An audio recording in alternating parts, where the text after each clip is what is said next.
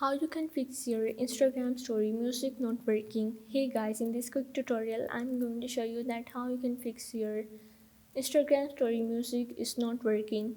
So the steps are really easy and simple. So now let's get started. So first of all you have to make sure that your Instagram is updated. For that you have to go in your app store or the play store that you are using, and you just have to go and search for your Instagram.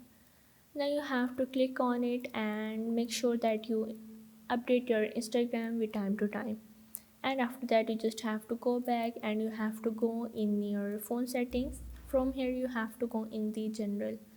Now you just have to click on the iPhone storage, and if you are in the Android you have to go in your app management settings.